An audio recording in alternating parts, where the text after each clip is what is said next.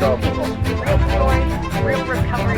Like, people's pronouns and how they dress are important in their identity. Like, don't be Even if it's not a recovery, get to real stories, real recovery. I am Kat, and I'm on the road of recovery. My name is Johnny Cappelletty. I'm an alcoholic. I've been sober since October 5th of 2002. Grew up in Sylvania, Ohio. Sylvania Township, just a suburb of Toledo. So Yeah, Lucas County. very cool. Well, thanks for coming out and joining us. Thank If you. you could start off by sharing a little bit about your childhood, what was life like growing up? So, I was raised by a single mother. I had a sister that was 1 year younger than me growing up. And my mom always worked two jobs to take care of me and my sister. Went to Sylvania schools. My dad was never around. My dad played music. He was always gone. He was on benders. My dad was an alcoholic. My mom and dad got divorced when I was about 12. And I can remember thinking that my mom had kicked my dad out of my life because I was young. You know, Yeah. I didn't know that my mom had put up with the stuff that she did for at least 10 years just for us kids, to try to hold it together for us kids. And she thought she was helping, whether it helped or not. I remember like waiting for my dad to pick me up on the weekend. He was supposed to pick us up after they got divorced and he wouldn't show up. Or now my mom's sister was a rock star from the 70s. Her name was Ruby Starr. She had a hit in 1972 called Jim Dandy to the Rescue, and she made it famous. And I would go in the summer. She would take me to get me out of my mom's hair. She would take me on tour with her, and we toured with everybody from, well, I was hanging out with Ozzy when I was 7, 8 years old to the time I was 12, 13, 14. And then I started my own bands, and then I stopped going on the road so much. But all those years, Cheap Trick, REO Speedwagon, The Who, Van Halen, Black Sabbath. I mean, I got to, and I didn't know at that time that my life was any different than any of the other kids, really. I didn't really put much weight into it. I just thought, wow, this is cool. I get to travel on this bus, and, I'm with these rock and roll stars and doing cool things. And when I would go home and it would be time to go back to school, it was always a battle. So I knew from a very young age I wanted to play music. My grandfather bought me a set of drums when I was 2 years old, and I mean, I just took to the drums right away, and I've been playing ever since. So when did alcohol or drugs first come into your life, and what did it do for you? Well, I was seeing things when I was out on the road with my aunt. I was seeing things that most kids don't see at 10, 11, 12, seeing my aunt doing a big plate of Coke with Ozzy and drinking up a storm all the time. And I mean, in the rock and roll world back then in the 70s and 80s, early 80s, it was just commonplace. That's what you did. I mean, that's what everybody did. So, I can't really pinpoint when I started, but I know it was young. I started having my own garage band when I was about 14, 13. We started opening for bigger bands. I had friends my dad's friends owned bars around town. They'd let us open up the shows, and played with like Head East. And I mean, before I was even old enough to be in these places, I was playing with my father, and I thought it was really cool, and I loved it, and everything about music I loved. At 16 years old, I got a record deal with my band. Damien, a friend of my Aunt Ruby's, was in town to see another band. There was a blizzard, and he seen our name on a marquee, and we had a sold out show out at Reynolds and Heatherdowns at a place called Kips South. And they came in to see us, and they were blown away by the band, and they said, we want to sign you guys to a deal, which was a big thing at that time. Yeah. This is before, cell phones, I think, were just starting to come into play, and very few people had them. And we were very lucky to get this record deal, and they were going to start giving us money to do what we love, and we were all about it. Meanwhile, I'm still not even of age. I'm hanging out in clubs. The guys in my band were older than me. Most of them were 5 to 7 years older than me, so they could sneak me in just about any place I needed to go to play music. So And then I started drinking a lot. And then I learned that if I did some cocaine with the drinks, that I felt better, I could last longer. And then, the girls, it was everything, sex, drugs, and rock and roll. I just took it to the limit.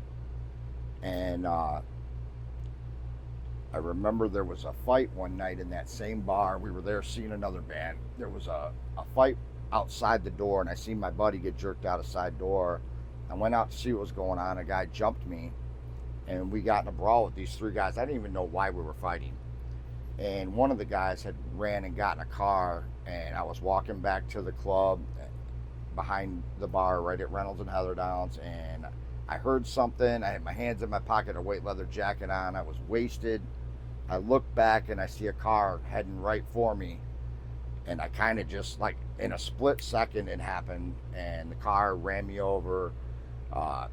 It clipped me right in the middle of my back. It was an old Monte Carlo, and I remember hitting my face. I remember something happening. I didn't quite know. I was in shock, and the guy was in shock that he ran me over too, and he started turning the wheel back and forth to get me out from underneath the car, and drug me and hit a railroad tie. Oh my God. My jacket was hooked to the underneath of the car. That's why I couldn't get out from underneath there. And he went over a railroad tie, busted my head on that railroad tie. And they took me to Flower Hospital, which we're right by there. Mm-hmm. And I laid in a bed for 9 months to heal from that. They said they didn't know if I'd ever walk again. My teeth were almost completely knocked out. Broke my nose, had my nose reconstructed twice, fractured my skull, had a chip out of my 7th vertebrae, broke all my ribs. I was in bad shape. Yeah. And basically they had to sue my grandma's insurance company to cover all my medical bills. And so it took a couple of years to get that money, but they ended up handing me about $120,000 after everything was paid. And I was only like 20 years old, so now it's like we had just released our first record. We're getting ready to do the second, and I decide that now that I have all this money, boy, the party's really on. I'm buying speedboats and new drum sets and anything anybody wanted, the cocaine and the drinks that are on me.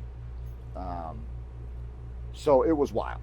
Things got really wild, and I was still young, didn't know what I was doing, didn't know how to navigate life, didn't know how to handle any kind of money, had no, I was still living the rock and roll rock star life. So I really started to drink heavy. I started to self-medicate like crazy. We made that first MTV video. Things were going good. We were back and forth to New York. Our record label was in New York City. We started doing little tours and traveling around, and I was always the wildest still. I did a short stint in rehab when I was 24. Did a 30-day inpatient program, and I can remember when they talked, my family did an intervention on me, and I can remember thinking, man, if this could get my family off my back and the drug dealers, and I can get some sleep, this don't sound like a bad deal. So I went and did the 30-day inpatient. Then I stayed sober only about 8 months. I was going to meetings. My dad had just gotten sober at that time. My dad got sober and had gotten throat cancer about 2 years after he got sober. And they told him if he ever drank again, he would not live. He went to Cleveland Clinic and went through a 15-hour surgery, had to learn to talk again, had a trach. But my dad, when he got better, became a man that I didn't know who he was. All of a sudden, he had perfect hair, and his car was always clean, and he was going to these 12-step meetings, and I thought, wow, he's doing it. And, he would tell me, look, you need to get a sponsor, and started dating a girl in the program, and she was a bartender. She'd been sober a long time. Mm-hmm. Me and her had a spat one night, and I remember going to the other end of the bar and ordering a glass of vodka, and I was right back to the races for another 10 years. Wow. During that time, I had met a girl, decided that I was going to hang with her, and she got pregnant, and my son, JP, and we ended up getting married when we found out she was pregnant, because she's a little farm girl from Michigan, and I thought, well, her parents ain't gonna go for this, being pregnant to some rock guy that's just, out here being a party maniac, So we decided to get married, did a small wedding, and the night my son was born, I was out on a binge. And then as he started to grow up, I started to play more, and I was doing really, really good with the bands, but I was out of control with my partying. And when he was about, me and his mother started partying, and we were partying pretty heavy together. And she was a drinker when I met her, but she really took a liking to the coke too. And my son was about 8 or 9. My wife just disappeared for a few weeks, and then started disappearing all the time. And so I decided that I wanted a divorce. And the day of the divorce, I remember going into court. I was nervous. I was scared. I didn't know what was going to happen. I hadn't seen her. I didn't know if she was going to show up. And I remember going to court, and she didn't show up. And the judge granted me full custody of my son. It was, for me, that was an awakening. And that night, me and my son were on our way back to the apartment, and all my friends were already there. And I remember the light turned yellow at Alexis and Lewis, and I punched it through the light. To get through the light, I had to get home, And I remember my son looking at me and saying, "Dad, what's going to happen to me if you ever go live on the streets like Mom?" And I looked at him, I'm like, "What? What do you mean?" And I didn't really think much of it. And he said it a second time. He's like, "Well, what's going to happen to me if you go to jail or go live on the streets like Mom?" And at this time, she had been living on the streets and had been arrested several times, and it was a whole nightmare. And it's her story, so I'm not going to tell her story. And I tried to help her, and that night, I remember putting him to bed, watching my friends party. I drank 5 of those 6 beers, and I can remember thinking, I was watching him sleep, and I remember thinking, if there's a God, either help me or take me. I just want this kid to have a chance at life. And if there really is a God, truly, just help me or take me. I just don't want to ruin this kid's life. And for whatever reason, I drank 5 of those 6 beers, and the last one sat in my refrigerator for a few years after that. That was the last time I ever drank. I remember waking up the next day and going after sobriety like I used to go after partying. I was cutting people out of my life. I was stopped hanging around all those old people. I was scared to death. I'd go to the meetings, and I wanted to be invisible in those meetings. About 8 or 9 months into it, I didn't want what happened the first time to happen the second time, so I can remember them saying I needed to get a sponsor.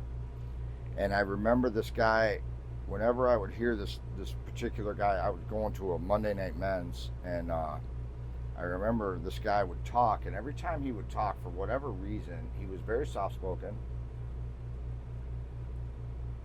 My ears would just perk up. And so I started to hang around him, and I started to say, "Hey, well, what meetings you going to this week? And, maybe I'll meet you there." And I would just show up. Wherever he was, I would show up. Finally, after, 6 months of that, I got the nerve to ask him, and he goes, "I was wondering when you were going to ask me." He goes, "I've been, But he was my sponsor for 21 years. He died just a few short years ago of a heart attack. And at the end of it, we were like best friends. I mean, this guy, me and him went through everything together. He went through all the steps with me. He taught me how to live sober. He got me my first car so that I could get a job. And I was able to start playing music again and start going places, things that I never thought I'd be able to do again, I was able to do. Started playing at a church for 7.5 years. Me and my son both. My son played for the youth groups, and I played for the main congregation at Cedar Creek. Yeah. Loved it. And then I had a Christian band for 5 years. The girl I'm with now, I met in AA, or I met in a 12-step program, and we've been together for going on 17 years. We've been married 7 of those years. My son is now a rock star. He plays for Machine Gun Kelly, and we get to travel and play music with him. I'm still in the band Damien. We just got back from a trip to Germany, got to go over there, and all these years later, all the fans we had over there, we had played to a sold-out show. We had 500 people at our meet and greet. They knew all the words to our songs, and all this time later, just the fact that I was still alive to be able to do this stuff was a miracle. And one, for two, the fact that people still cared about our music blew my mind. I never seen this coming. It's just one of the miracles of getting sober. And like I said, I didn't see how any of the, I could never see how going to those meetings was going to help me or save my life.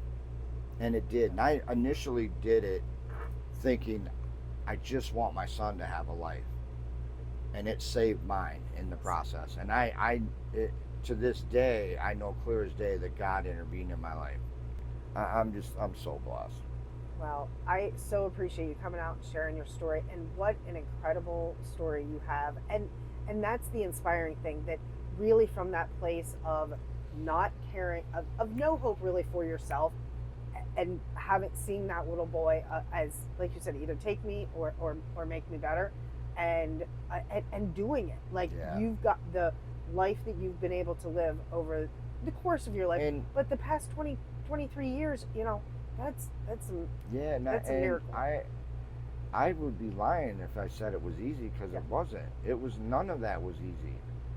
And to this day, it's not easy. But you know what? It is easier than the alternative, for sure. Right.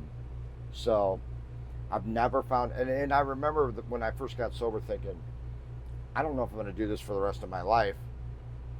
But right now, it feels good. And I've never found a reason to go back to it. Yeah. And I've been through everything you could go through in sobriety as well, Right. Absolutely. I have a friend that always says, they didn't say it'd be easy, they said it'd be worth it. And I think you are the shining example of, they didn't say it was going to be easy, but it's definitely worth it. That's for sure. And it got, they kept saying it gets better. And I know the first couple of years I kept thinking, when? Yes.